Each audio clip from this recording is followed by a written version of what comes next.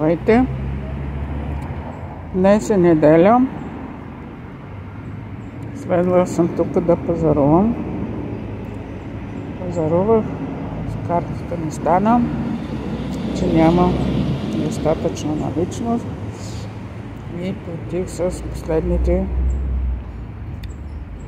налични пари.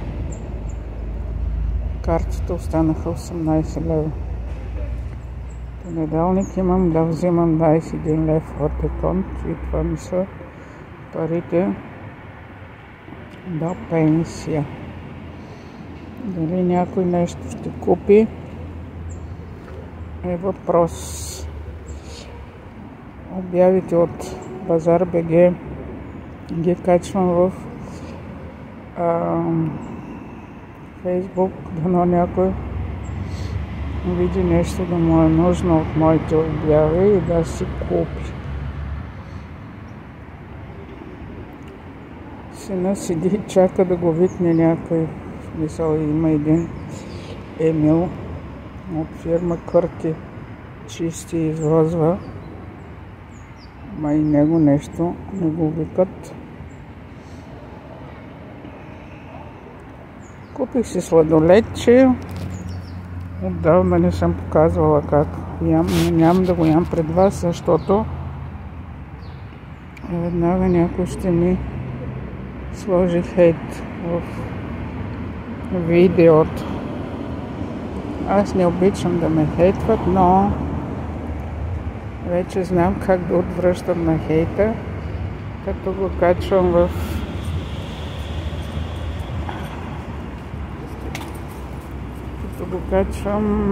точно него и казвам отговор в късо видео, кратко видео. Много се радвам, че успях да си възстановя, или по-точно на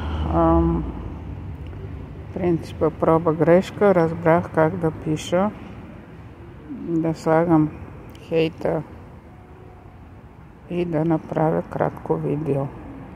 Направих няколко такива и на най-безмисленото първото видео, даже мисля, че и коментара не беше се изписал,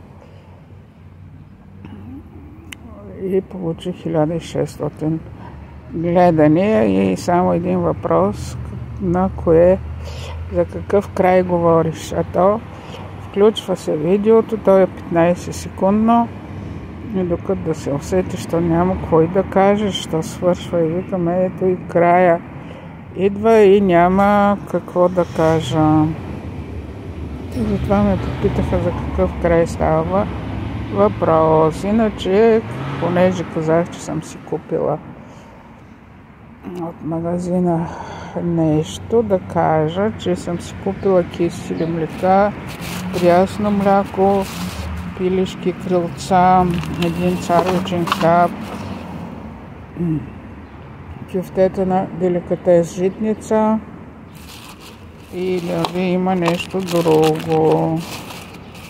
И направих пък